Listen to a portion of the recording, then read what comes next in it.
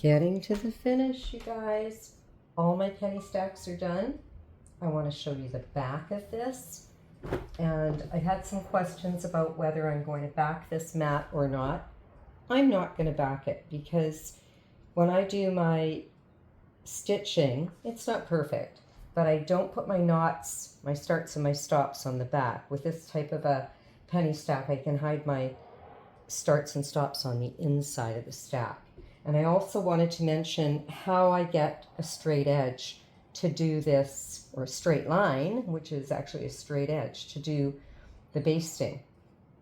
I fold it in half and press it, my fabric, once I know I have the right size.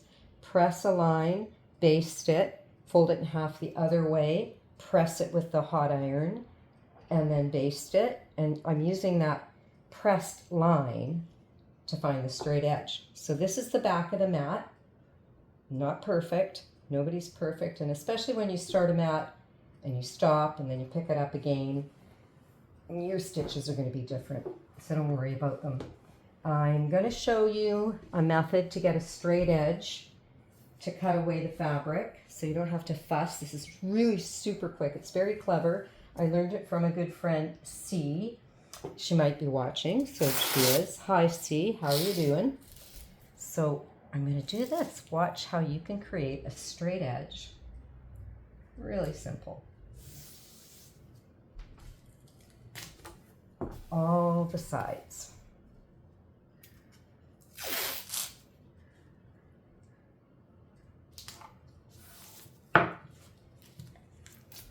This is going to make it so easy for me to cut away the fabric.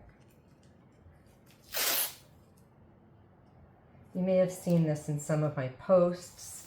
I show it in my book. This is my book. And here it is in a video. I've never done a video of this.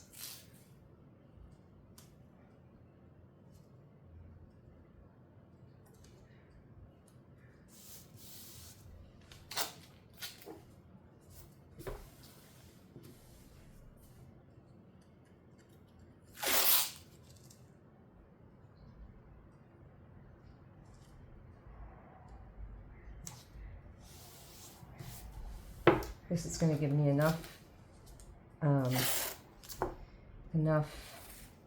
to fold over.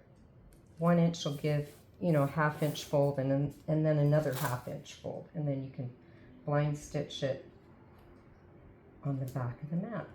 Have a nice finished edge. So stay with me. I'm going to go find my scissors. That's going to be the next video where I cut this away.